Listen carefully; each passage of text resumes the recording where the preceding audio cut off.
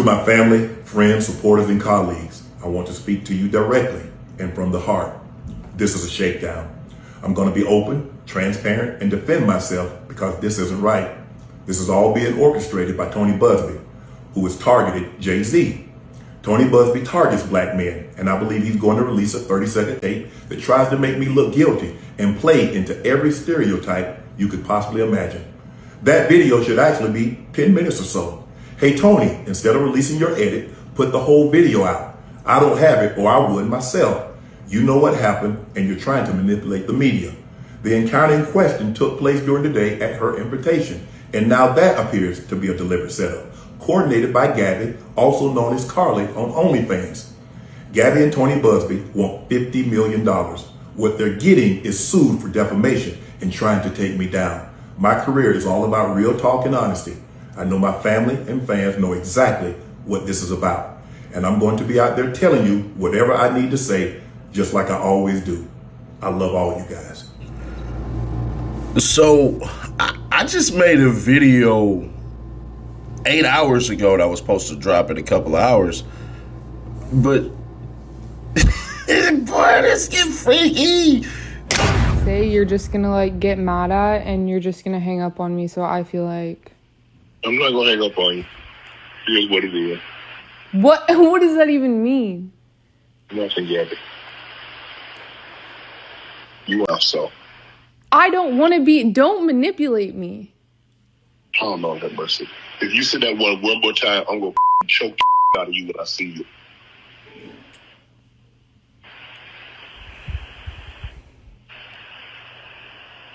Thank you. Well, I don't want to be choked. Yes, you do. I don't think you have a choice in the matter. This actually does not make her case because Shannon Sharpe has stuff that he's going to release too. Matter of fact, he kind of already did. I'm going to read the full lawsuit and then we can basically get into it, man, because I ain't going to hold you. This is a little too much for me, bruh. I don't even really feel comfortable reading a lot of this stuff, but it get real in the field, man. I don't know what's going on with freaky Uncle Sandy Thorpe, but he got some things he need to go get right with God. He need to go get right with God. That's what he need to do. The Bible say, but he not in the Bible, but he need to go get right with God because this right here, they're really freaky right here. Skip, Stephen A. They're right here really freaky. Statement by Lenny J. Davis, counsel to Shannon Sharpe. I want you to put a dog collar around my neck and choke me with it while you're effing me. Gabriella is a nigga. And a text message to Shannon Sharpe, October 7th, 2023. I know you missed this big juicy A, $25K for each cheek. Meaning she trying to get that BBL up out of your boy Shay Sharpe. Gabriella is a nigga in a text message to Shannon Sharpe, January 1st, 2025, 9:50 p.m.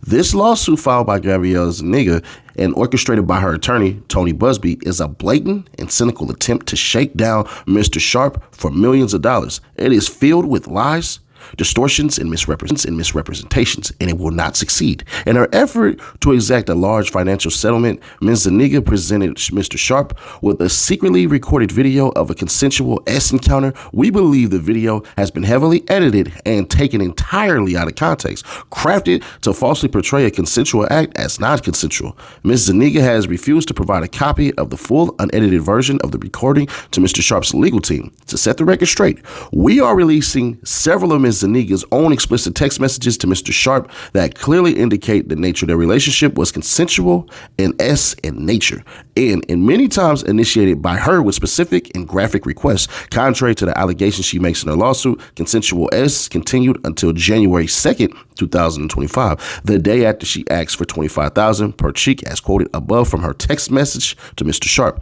There are other examples of texts from Ms. Zaniga, for example. Only if you put that baby gravy in me, then I can do whatever I want to me. Wait, what? That don't even make sense, but okay. Text from Gabriella Zaniga to Shannon Sharpe, November 23rd, 2023. I want to put my tongue in your booty hole and then marry you. Text from Gabriella Zaniga to Shannon Sharpe, January 12th, 2024. That's my daddy. F, I want you to put that big black baby in me. Text from Gabrielle Zuniga to Shannon Sharpe, August 6, 2024. You better crave it, because you're going to be stuck with it for life after you put a big black baby in me.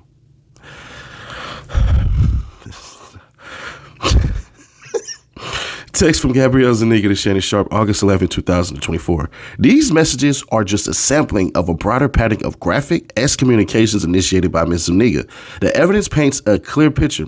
This was a consensual adult relationship that included role playing, language, and fantasy scenarios explicitly requested by Ms. Zuniga. The edited tape that Ms. Zuniga secretly taped and showed to Mr. Sharpe during her blackmail attempt tries to falsely portray, as a result of this editing and out of context from prior text messages, that the activity was not consensual, but Mr. Sharpe now believes her secret taping was all a part of her planned setup as a part of her blackmail scheme, as distorted by her edited tape, a copy of which she refused to make available to Mr. Sharpe or his counsel. Mr. Sharpe categorically denies all allegations of coercion or misconduct, especially the gross lie of R, and will not submit to what he sees as an egregious attempt at blackmail. He stands firmly by the truth and is prepared to fight these false claims vigorously in court. He looks forward to vindication through due process and a judgment based on the facts and the law.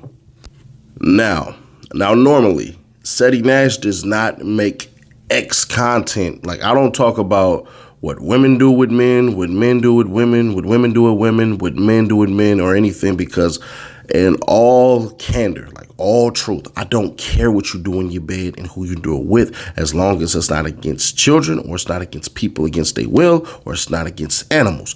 Other than that, free range to do whatever you do. I never really felt ever comfortable discussing what other people did in their bed. Now, if it's a woman who was talking to me about it and everything like that, I'm finna lie on what I do. I mean, I'm talking about I can stretch like elastic like Mr. Fantastic, but that's neither here nor there. Shannon, you know we gonna see, Shannon, you know we gonna see what you put out there too, right? You take this to trial, bruh, your text message is gonna get exposed too. I'm just gonna put this out there. Oh, Mr. Sharpe, if you let her talk to you like that, I wonder what you said back to her. Now, me curiously, I don't want to know. I ain't letting no woman ever. What you mean by put a big black baby in? What the? But for real, bro, you can obviously see this is all a shakedown. Tony Busby is so stupid that he didn't even know that he put the wrong freaking place that he claimed he filed the whole entire lawsuit. Jane Doe versus Shannon Sharpe. Here's Tony Busby filing announcement. We're just going to go right here. LOL. That's a picture of Clark County, Washington courthouse, not Clark County, Nevada. I say, wait, what? Now, is that true? Let's take a look. Yeah. You got to be kidding me. You mean the Tony Busby? So this is Clark County, Washington. Let's go Clark County, Nevada.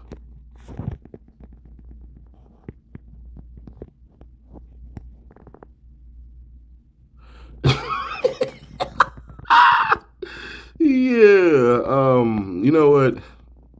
Tony Busby, you're a damn lie, bro.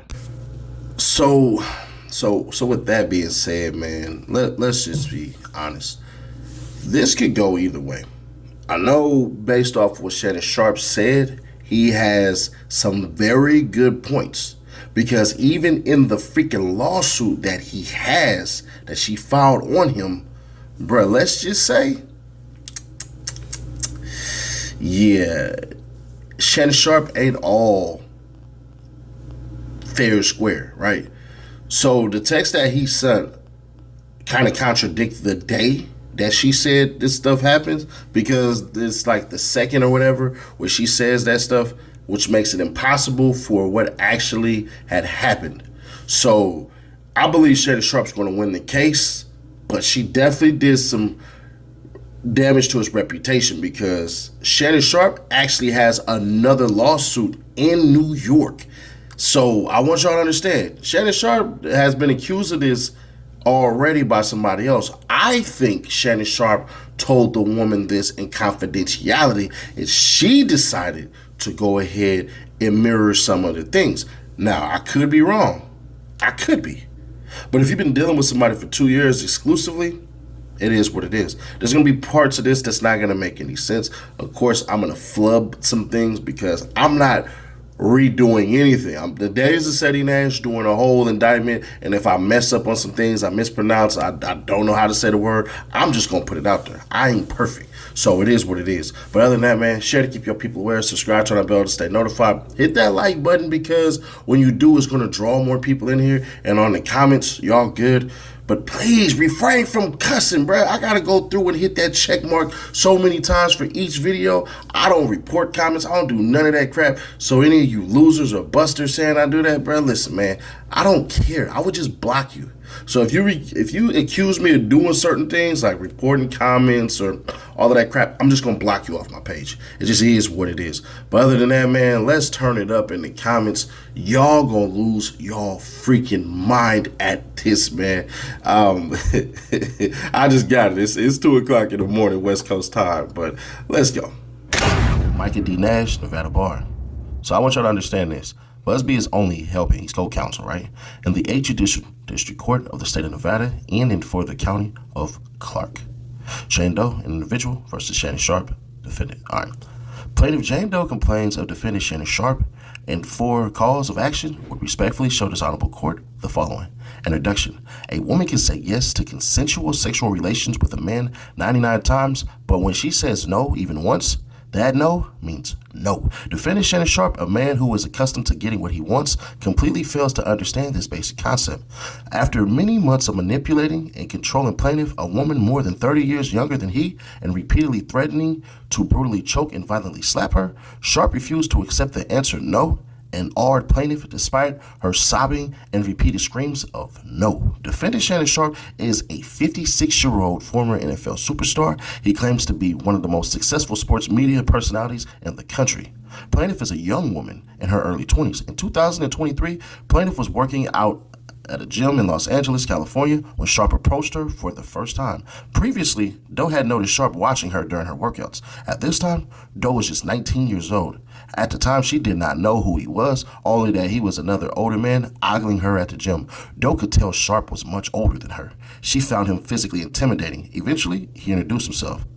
At his determined insistence, she gave him her number. Over the next couple of weeks, Sharpe incessantly pursued plaintiff. He constantly approached her at the gym and attempted to contact her frequently with phone calls and text messages asking to meet up. Unwilling to take no for an answer, eventually plaintiff gave in and agreed to meet with Sharpe outside of the gym. However, before doing so, Sharpe demanded that Doe sign a non-disclosure agreement, or NDA, something plaintiff found a bit concerning. She wondered why Sharpe was so insistent on her signing an NDA. She refused. Despite his repeated efforts to get her to sign, she refused time and again. Eventually, he dropped the issue and invited her to his house. What followed was the beginning of a rocky consensual relationship that lasted nearly 2 years. The relationship was very equal. Sharpe is more than 30 years older, is considerably wealthier, is physically much larger, and exponentially stronger. Sharpe is famous and has power. Plaintiff and Sharpe saw each other on his terms and on his schedule. As often as 4 times a week, over time, plaintiff began to see Sharpe's true nature. She found him to be dishonest about his whereabouts. He would lie about seeing other women while insisting her that she and he were exclusive. He often manipulated her, at times being sweet and loving to get what he wanted, and at other times being angry and aggressive to achieve his goals. She discovered over time that Sharpe was extremely emotional and possessed an uncontrollable temper. He displayed the characteristics of a true narcissist. He wielded his power, his influence, and his celebrity to control plaintiff and get exactly what he wanted, whenever he wanted it. All the while jealousy guarding what he considered for himself. By October 2024, Sharpe's behavior had grown progressively worse, beyond anything plaintiff had experienced with him before. At this point, he was insistent upon her recording their sexual activities, sometimes without her knowledge. Sharpe was also sharing the videos with others, without her permission or knowledge. Sharpe would repeatedly tell Doe that he wanted to do things to her that would make no other man want her. By this point, Sharpe was no longer able to credibly maintain that the relationship was exclusive. He had at this point accidentally or purposely to advance his career when live on Instagram while having sex with another woman. Sharpe flew into fits of anger when plaintiff noted his infidelity to their relationship or called him out on his extraneous activities. What had been manipulation, control, and intimidation now became something far more dangerous and sinister. Sharpe even figured out how to get into Doe's apartment complex without her permission. Sharpe made it clear that what Doe wanted was of no moment, that Sharpe would get what he wanted, when he wanted it. In October 2024, Shannon Sharpe violently sexually assaulted and anally raped plaintiff, 2 different times in Las Vegas, blatantly ignoring her request for him to stop. He did it again in January. Plaintiff left Nevada to temporarily escape defendant Shannon Sharpe. She now seeks justice through this action and other means. Plaintiff seeks compensatory and punitive damages in this matter in excess of $50 million. Parties. Plaintiff Jane Doe is an individual residing in Clark County, Nevada. Defendant Shannon Sharpe is an individual residing in Clark County, Nevada. He may be served at his residence, 2700. We ain't finna do that. Well, you know what? It's already in the plaintiff, bro. It is what it is. We're just not going to read it because this is already public. So me covering it ain't really going to matter. Jurisdiction and venue, both defendant and plaintiff reside here. The relief requested is within the minimum jurisdiction limits of this court pursuant to Nevada law. Venue is proper in Clark County, Nevada. This is the county where defendant resides, and the acts, events, transactions, and omissions that form the basis of this lawsuit occurred in whole or in part in Clark County, Nevada. Factual allegations related to claims. Defendant Shannon Sharpe. Defendant Shannon Sharpe is a former NFL superstar and a well-known sports media personality. After a 14-season career in the NFL, he is considered by some to be one of the greatest tight ends of all time. He is a 3-time Super Bowl champion and was recently inducted into the NFL Hall of Fame. That wasn't even recent, but whatever. So they're showing pictures of him. Upon retirement, Sharpe transitioned into sports broadcasting, quickly achieving success in the industry. Sharpe spent several years at CBS Sports before moving to Fox, where over a decade he built a reputation for his strong opinions and hot takes. In 2023, Sharpe joined ESPN, where he remains employed today. In addition to working at ESPN's First Take, Sharpe hosts his own widely followed podcast, interviewing high-profile athletes, entertainers, and public figures. Sharpe claims to have made $6 million from one episode of his podcast, and is alleged to be signing a multi-million-dollar deal with the Volume Media Group. See that right there? Big old flag. Sharpe's legacy extends beyond the field and media, and one glaring area, it is not good. Sharpe has a documented history of abusing and mistreating women. Here he goes. As an example, he is currently a defendant in a lawsuit before the Supreme Court of New York, facing claims from a woman of intentional infliction of emotional distress, among other allegations. So it's nothing where he put his hands on her. They would have put that on there. Many of the factual allegations in the New York case are eerily similar to his actions towards plaintiff here. According to the New York lawsuit, Sharpe forcibly subdued the plaintiff in that case, forcing her to her knees and subjecting her to non-consensual oral sex. All right, never mind. I stand corrected. Despite her repeated protests, when she resisted, he persisted. He would not take no for an answer. According to the New York lawsuit, the plaintiff therein fear for her safety, just as plaintiff fears for her safety now.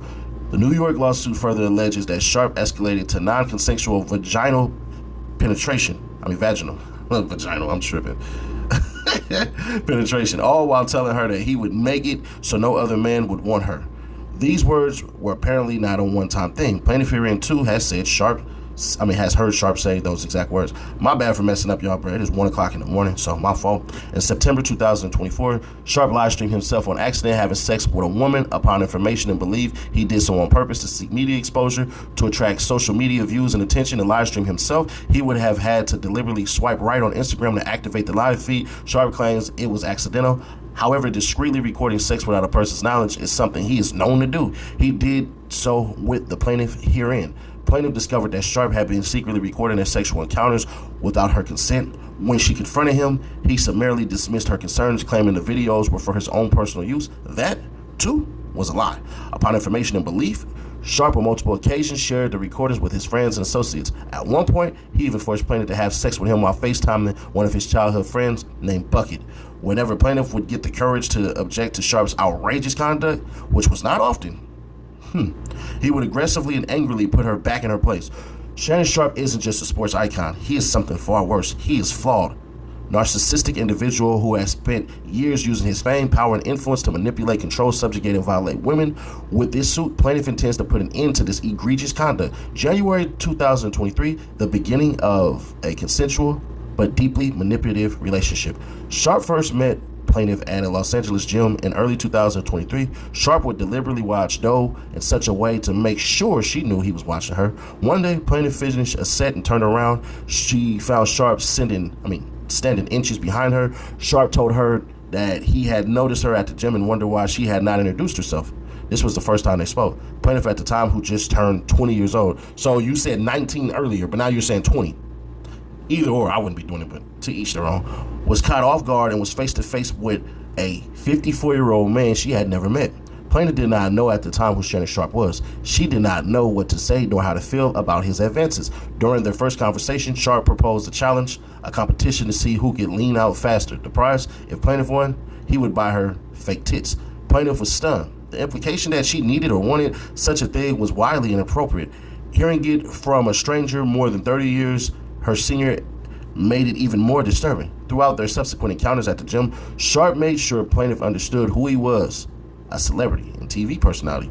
Over the following week, Sharpe made himself unavoidable. He was at the gym when she was. He constantly called and texted demanding she come to his Beverly Glen mansion. Plaintiff repeatedly declined and made up excuses to make her seem too busy to see him, but he would not stop. Sharpe would not be deterred, Eventually, Plaintiff gave in, but before she could meet him outside the gym, Sharpe made another demand. She had to sign a non-disclosure agreement, an NDA. He refused to explain why and would not let her see a copy of the proposed agreement. He simply insisted she sign one. Plaintiff refused after multiple attempts. When he realized she would not cooperate, he finally dropped the issue. C. Revealed from the start the violent, aggressive, and controlling nature of Shannon Sharpe. The first night Plaintiff went to Sharpe's house, the experience was unlike anything she has dealt with before, disturbing, unsettling, and given his subsequent conduct, very illuminating. When Plaintiff arrived at his house, Sharpe opened the door to his Beverly Glen mansion without a word, no greeting, no acknowledgement, no small talk, without so much as looking at Plaintiff. He simply turned away from her after opening the door and walked upstairs. Plaintiff hesitated but followed, as she did not know what else to do or where else to go. When they reached the bedroom, Sharpe pointed to the bed before disappearing into the bathroom and shutting the door behind him. He still had not said a word. Plaintiff sat on the bed, waiting, unsure of what to expect if she would leave roughly 5 minutes later. He finally emerged, but still, he had said nothing. Instead, he turned off all the lights and laid down on his bed. Plaintiff, uncomfortable and unsure of what to do, lay down as well. For roughly 10 minutes, there was nothing but silence. Then, without warning, Sharpe placed his hands on the plaintiff's neck from behind, pressed his erect penis against her body, and said his first words of the night. "I knew from the first time I saw you, I was gonna fuck you." Doe and Sharpe then engaged in oral sex. As they did, Doe at some point realized Sharpe was using his phone. He was apparently recording her. Plaintiff could see he was trying to be discreet, but it was obvious what he was doing. She said nothing, scared to confront him for what he might do or say. When it ended, he rolled over, went to sleep. At some point later during the night, Sharpe woke up, grabbed Plaintiff by her vagina, and began having sex with her. The next morning, Sharpe woke roughly 4 a.m. to shoot media segment for sports television. He woke Plaintiff as well and told her she needed to leave, but he informed her that she had to be back by 9 p.m. exactly. The following night, Plaintiff arrived at Sharpe's house approximately at 9:05 p.m., just 5 minutes past the time he had demanded. The moment he opened the door, Plaintiff experienced his rage for the first time. Sharpe immediately launched into a verbal assault. He screamed at Plaintiff, berating her for what felt like hours. He accused her of disrespecting him, wasting his time, and warning that if she wanted to be with the Shannon Sharpe, she would have to learn obedience. Plaintiff was terrified and feared for her physical safety. Still enraged, Sharpe turned off the lights, grabbed her neck, and just like the night before, began having sexual intercourse with her. This cycle of control, fear, and submission became routine, yelling at her, controlling her, forcibly grabbing her by the neck when he got upset, saying he was going to kill her, and asserting dominance became the norm. Over the next year and a half, Plaintiff saw Sharpe at his house as often as 4 times a week. Sharpe continued to treat her like an object. He continued to control her, not just physically, but emotionally and psychologically. He demanded complete control over her time, body, expecting her to be at his house on his schedule, at his command whenever he called. The verbal abuse never stopped. He would berate and degrade Plaintiff, just as he had from the beginning. One time specifically, he was yelling at her while there was a firearm visible in his room. Terrified for her safety, Plaintiff tried sharing her location with friends from her iPhone, just in case, but Sharpe saw her doing this. The moment he realized what she was doing, he grabbed her by the neck and told her, "If you ever do that again, I'll fucking kill you." D. Summer 2024. Sharpe's control turns abusive. I don't know. Why am I messing up reading like this? My bad, y'all. The relationship becomes fearful and non-consensual. Sharpe's aggression and rage continue to escalate to the point that the plaintiff's friends began to fear for her safety. For example, when Plaintiff was with her friends, they could hear Sharpe yelling at her over the phone, and would ask her if she was safe. And she would say, okay.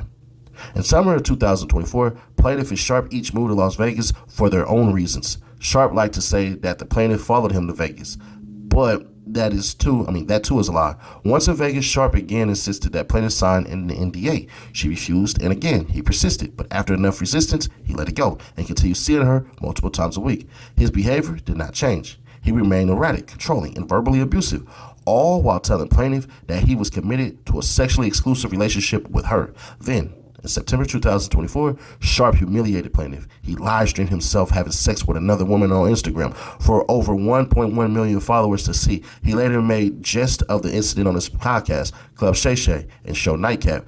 But for plaintiff, it was anything but funny. He had repeatedly assured her they were in an exclusive relationship, albeit unhealthy and abusive. This was a lie that not only hurt her emotionally, it made her fear for her sexual health and the risk of her sexually transmitted disease. In the risk of a sexually transmitted disease. At that point, plaintiff began to pull away from Sharpe. She stopped answering his phone calls and stopped telling him where she was when he would demand to know.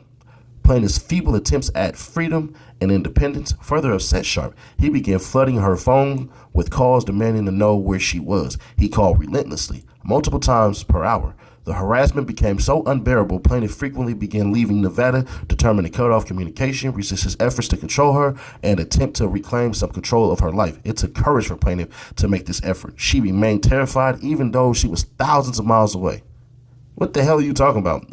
California to Nevada is not thousands of miles away. It's only... Never mind, bro. Sharpe simply would not accept independence or freedom from plaintiff in October 2024, just after plaintiff returned from Europe. All right. My bad. Plaintiff just returned from Europe. Sharpe's behavior became more angry, aggressive, and now violent. October 6, 2024, Sharpe sexually assaults and rapes plaintiff and threats, "I'm going to make you so no man will want you again." On October 6, 2024, plaintiff was working out at a Nevada gym, following her usual routine. As she worked out, she saw Sharpe aggressively approaching her. She could tell by his look and the way he moved quickly towards her that he was furious for having been ignored. As soon as he got close, he told her, "Sit the fuck down or I'm going to kill you."